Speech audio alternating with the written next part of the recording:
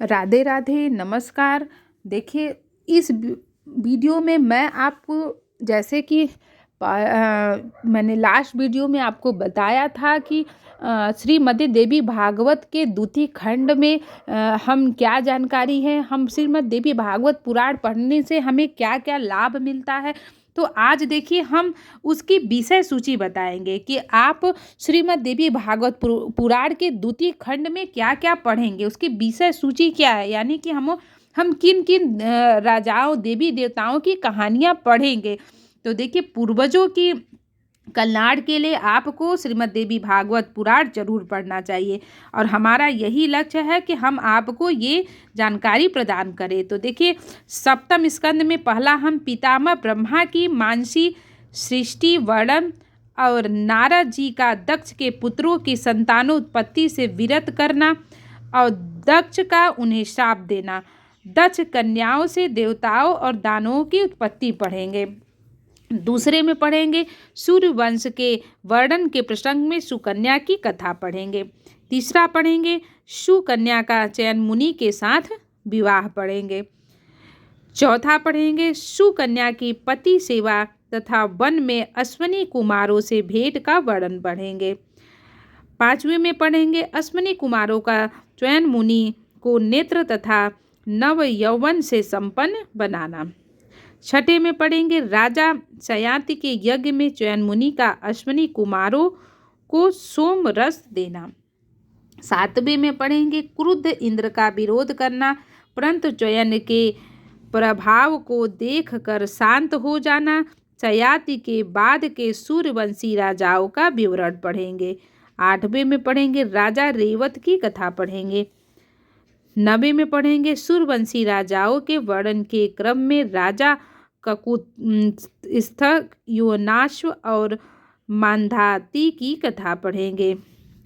दसवें में पढ़ेंगे सूर्यवंशी राजा अरुण द्वारा राजकुमार सत्यव्रत का त्याग, सत्यव्रत का वन में भगवती जगदम्बा के मंत्र जप में से रत होना। 11वें में भगवती जगदम्बा की कृपा से सत्यव्रत का राजाभिषेक और राजा अरुण द्वारा उन्हें नीति शास्त्र की शिक्षा देना। 12वें में पढ़ेंगे राजा सत्यव्रत को महर्षि वशिष्ठ का शाप तथा युवराज हरिश्चंद्र का राजा बनना।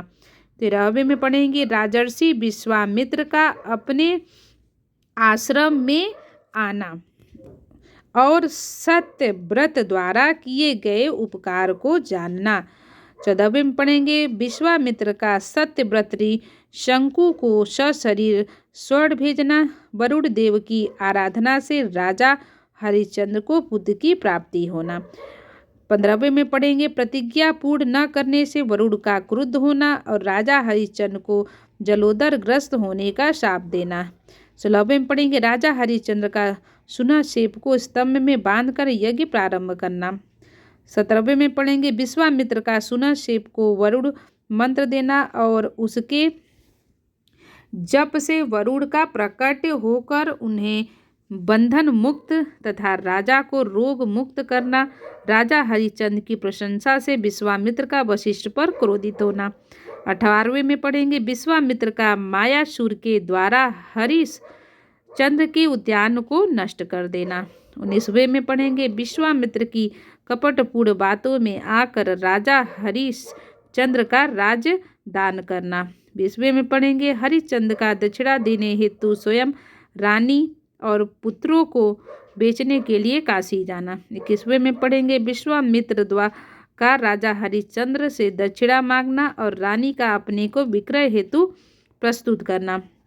22वें में पढ़ेंगे राजा हरिश्चंद्र का रानी और राजकुमार का विक्रय करना और विश्वामित्र को 11 करोड़ स्वर्ण मुद्राएं देना तथा विश्वामित्र और अधिक धन के लिए आग्रह करना।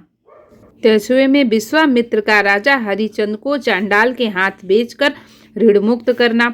24वें में पढ़ेंगे चांडाल का राजा हरिश्चंद्र को शमशान घाट पे नियुक्त करना। और 25वें में पढ़ेंगे सर्पदंश से रोहित की मृत्यु, रानी का करुण विलाप, पहरेदारों का रानी को राक्षसी समझकर चांडाल को सौंपना और चांडाल का हरिश्चंद्र को उसके वध की आज्ञा देना। और 26वें में पढ़ेंगे रानी का चांडाल वेशधारी राजा हरिश्चंद्र से अनुमति लेकर पुत्र के शव को लाना और करुण विलाप करना। राजा का पत्नी और पुत्र को पहचान कर मूर्छित होना और विलाप करना।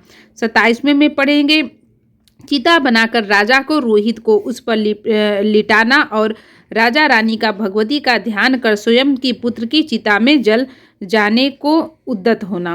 ब्रह्मा जी सहित समस्त देवताओं का राजा के पास आना और इंद्र का अमृत वर्षा करके रोहित को जीवित करना और राजा रानी से स्वर्ग चढ़ने के लिए आग्रह करना। राजा का संपूर्ण अयोध्यावासियों के साथ स्वर्ग जाने का निश्चय करना। 28वें में पढ़ेंगे दुर्गम दैत्य की तपस्या, वर प्राप्ति तथा अत्याचार, देवताओं का भगवती की प्रार्थना करना, भगवती का शताक्षी और शाकंभरी रूप में प्राकट्य, दुर्गम का वध और देवतागणों द्वारा भगवती स्तुति करना। 29वें में पढ़ेंगे व्यास जी का राजा जन्मेजय से भगवती की महिमा का वर्णन करना और उनसे उन्हीं की आराधना करने का कहना। भगवान शंकर और विष्णु के अभिमान को देखकर गौरी तथा लक्ष्मी का अंतर्ध्यान होना और शिव तथा विष्णु का शक्तिहीन होना।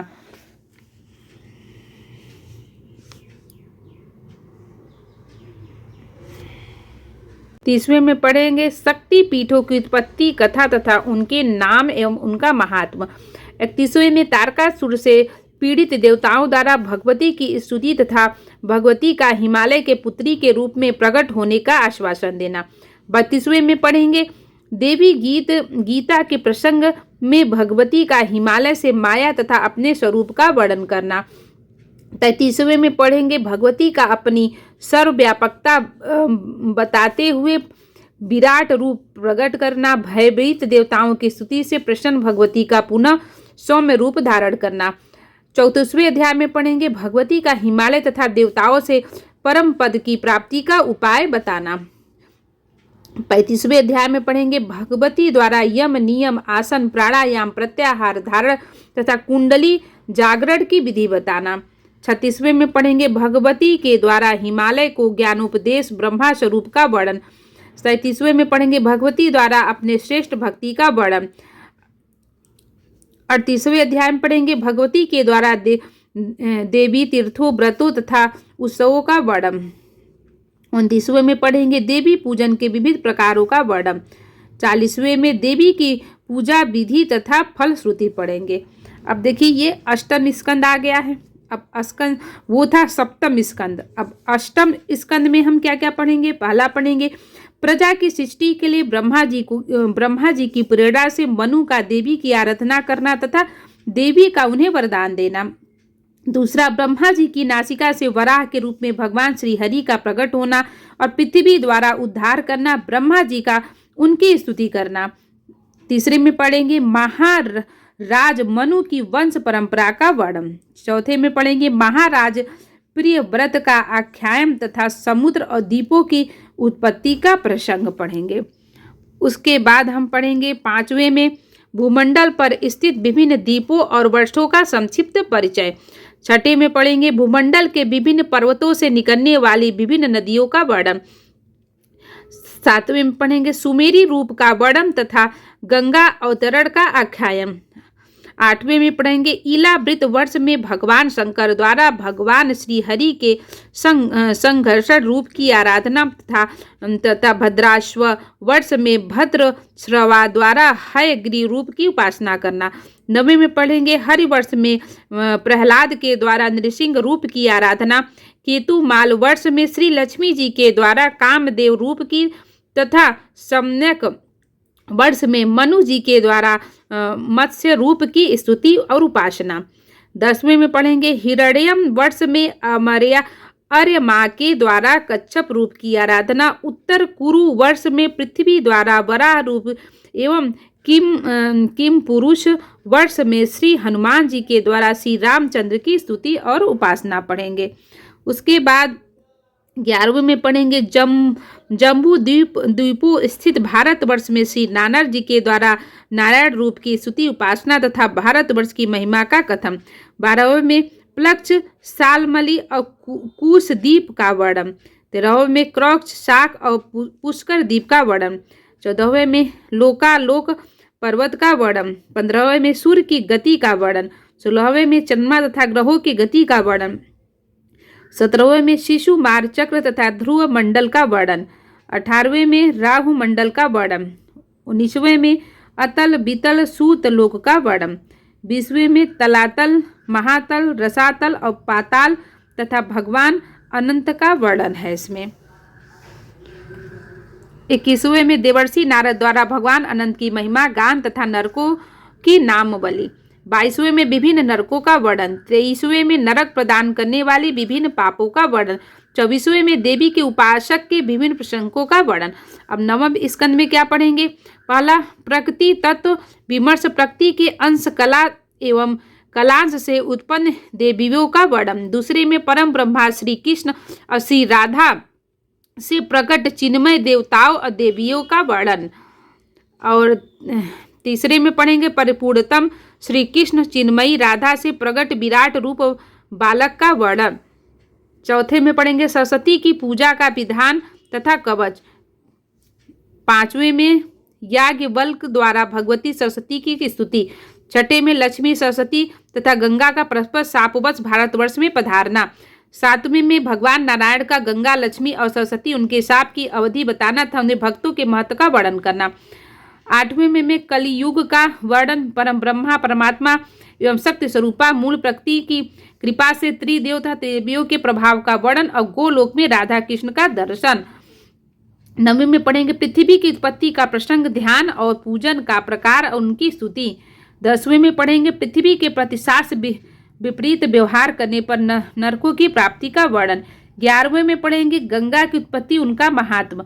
12वें में गंगा के ध्यान एवं स्तवन का वर्णन।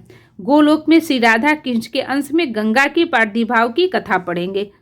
जी के रोष से भयभीत गंगा का श्री कृष्ण के चरण कमलों की शरण लेना, श्री कृष्ण के प्रति राधा का उपालभ्य, ब्रह्मा जी की स्तुति से राधा प्रसन्न होना तथा गंगा जी का प्रकट होना। 14वें पढ़ेंगे गंगा जी के विष्णु पत्नी होने का प्रसंग। 15वें में तुलसी की कथा प्रसंग में राजा वृषध्वज का चरित्र वर्णन। 16वें में वेदवती की कथा, इसी प्रसंग में भगवान श्री राम के चरित्र एवं अंश का कथन, भगवती सीता तथा द्रौपदी के पूर्वजन्म का वृत्तांत। 17वें में पढ़ेंगे भगवती तुलसी के प्रादुर्भाव का प्रसंग।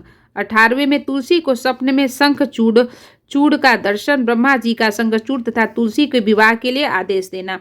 19वें में तुलसी के साथ शंखचूड़ का गांधर्व विवाह, शंखचूड़ से पराजित निर्वासित देवताओं का ब्रह्मा तथा शंकर जी के साथ वैकुंठ धाम में जाना, श्री हरि का शंखचूड़ के पूर्व जन्म का वृत्तांत बताना। 20वें में पढ़ेंगे पुष्पदंत का शंखचूड़ के पास जाकर भगवान शंकर का संदेश सुनाना, युद्ध की बात सुनकर तुलसी का संतप्त होना और शंखचूड़ उसे ज्ञानोपदेश देना। 21वें में शंखचूड़ और भगवान शंकर का विशद वार्तालाप। 22वें में कुमार कार्तिकेय और भगवती भद्रकाली से शंखचूड़ का भयंकर युद्ध और आकाशवाणी का पाशुपताशास्त्र से शंखचूड़ की अवध्यंता का कारण बताना। 23वें में भगवान शंकर और शंखचूड़ का युद्ध, भगवान श्री हरि का वृद्ध ब्राह्मण के वेश में शंखचूड़ के कवच माक लेना तथा शंखचूड़ का रूप धारण कर तुलसी के हास विलास करना और शंखचूड़ का भस्म होना और सुदामा गोप के रूप में गोलोक पहुंचना। 24वें में पढ़ेंगे शंखचूड़ रूपधारी श्रीहरि का तुलसी के भवन में जाना, तुलसी का श्रीहरि के पाषाण होने का श्राप देना और तुलसी महिमा शालिग्राम के विभिन्न लक्षण और महात्म का वर्णन है। 24वें में आप पढ़ेंगे तुलसी पूजन, ध्यान, नामाष्टक तथा तुलसी स्तवन का वर्णन है। 26वें में सावित्री देवी की पूजा स्तुति का विधान है। 27वें में भगवती सावित्री की उपासना से राजा अश्वपति को सावित्री नामक कन्या की प्राप्ति, सत्यवान के साथ सावित्री का विवाह, सत्यवान की मृत्यु, सावित्री और यमराज का संवाद है। 28वें में सावित्री यमराज का संवाद। 29वें में सावित्री धर्मराज के प्रश्नोत्तर और धर्मराज द्वारा सावित्री का वरदान। 30वें में दीप श्लोकों की प्राप्ति कराने वाली पूर्ण कर्मों का वर्णन है। 31वें में सावित्री का यमाष्टक द्वारा धर्मराज का स्तवन। 32वें में धर्मराज का सावित्री को अशुभ कर्मों के फल बताना। 33वें में विभिन्न नरक कुंडों में जाने वाली पापियों तथा उनके पापों का वर्णन है। 34वें में विभिन्न पाप कर्म तथा उनके कारण प्राप्त होने वाले नरकों का वर्णन है। 34वें में विभिन्न पाप कर्मों से प्राप्त होने वाले विभिन्न योनियों का वर्णन है। 36वें में धर्मराज द्वारा सावित्री के देवोपासना से प्राप्त होने वाले पूर्ण फलों का वर्णन है। 37वें में विभिन्न नरक पुण्य तथा वहां दी जाने वाली यातना का वर्णन है। धर्मराज का सावित्री से भगवती महिमा का वर्णन करना और उनके पतियों का जीवन दान देना। 39वें में भगवती लक्ष्मी का प्रकट समस्त देवताओं का उनका पूजन करना। 40वें में दुर्वासा के शाप से इंद्र का श्रीहीन हो जाना। 41वें ब्रह्मा जी का इंद्र तथा देवताओं के साथ लेकर श्रीहरि के पास जाना। श्रीहरि का उनके लक्ष्मी के रूप में होने के कारणों को बताना। समुद्र मंथन तथा उससे लक्ष्मी द्वारा प्रादुर्भाव। 42वें में इंद्र द्वारा भगवती लक्ष्मी का षोडशोपचार पूजन एवं स्तवन। 43वें भगवती स्वाहा का उपाख्यान। 44वें भगवती स्वधा का उपाख्यान। 45वें में भगवती दक्षिणा का उपाख्यान। 46वें भगवती षष्ठी की महिमा के प्रसंग में राजा प्रिव्रत की कथा। 47वें में भगवती मंगल चंडी तथा भगवती मनसा का आख्यान। 48वें में भगवती मनसा का पूजन विधान। मनसा पुत्र आस्तिक का जन्मेजय के सर्प सत्र में नागों की रक्षा करना। इंद्र द्वारा मानसी देवी का स्तवन करना। 49 में आदि गौ सुरभि देवी का आख्यान। 50 में भगवती श्री राधा तथा श्री दुर्गा के मंत्र ध्यान पूजा विधान और स्तवन का वर्णन। 10वें स्कंद में हम पढ़ेंगे स्वयंभू मनु की उत्पत्ति, उनके द्वारा भगवती का आराधना। दूसरे में पढ़ेंगे देवी द्वारा मनु को वरदान, नारद आदि का विंध्य पर्वत में सुमेरु रूप पर्वत की श्रेष्ठता कहना। विंध्य पर्वत का आकाश तक बढ़कर सूर्य के मार्ग को अवरुद्ध कर देना। चौथे अध्याय में पढ़ेंगे हम देवताओं का भगवान शंकर से विंध्य पर्वत की वृद्धि रोकने की प्रार्थना करना और शिव का उन्हें भगवान विष्णु के पास भेजना। 5वें में पढ़ेंगे देवताओं का वैकुंठ लोक में जाकर भगवान विष्णु की स्तुति करना। 6ठे में भगवान विष्णु का देवताओं के काशी में अगस्त जी के पास भेजना, देवताओं के अगस्त जी की प्रार्थना करना। 7वें में अगस्त जी की कृपा से सूर्य का मार्ग खोलना।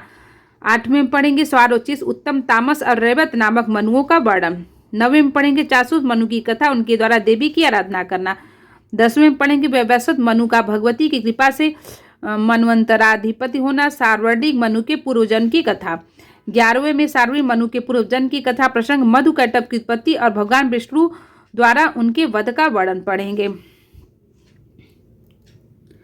उसके बाद 12वें में पढ़ेंगे समस्त देवताओं के तेज से भगवती महिष मर्दनी के प्रागट, उनके द्वारा महिषासुर का वध, शुम्भ निशुम्भ का अत्याचार और देवी द्वारा चंड मुंड सहित शुम्भ निशुम्भ का वध।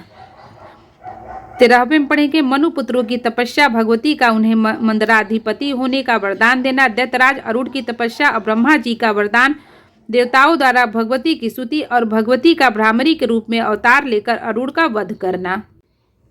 11 स्कंद में पहला भगवान नारायण का नारद जी से देवी को प्रसन्न करने वाले सदाचार का वर्णन। दूसरा शौचाचार का वर्णन। तीसरा सदाचार वर्णन और रुद्राक्ष धारण का महात्मा। चौथा है रुद्राक्ष की उत्पत्ति तथा उसके विभिन्न स्वरूपों का वर्णन। 5वां है जप माला का स्वरूप तथा रुद्राक्ष धारण का विधान। 6ठा है रुद्राक्ष धारण की महिमा के संदर्भ में गुण निधि का उपाख्यान। 6ठा है विभिन्न प्रकार के रुद्राक्ष और उनके अधिदेवता। 6ठा है भूत शुद्धि। 9वां है भस्म धारण। 10वां है भस्म धारण की विधि। 11वां है भस्म के प्रकार। 12वां है भस्म न धारण करने के दोष। 13वां भस्म तथा त्रिपुंड धारण का महात्म। 14वां है भस्म स्नान का महत्व।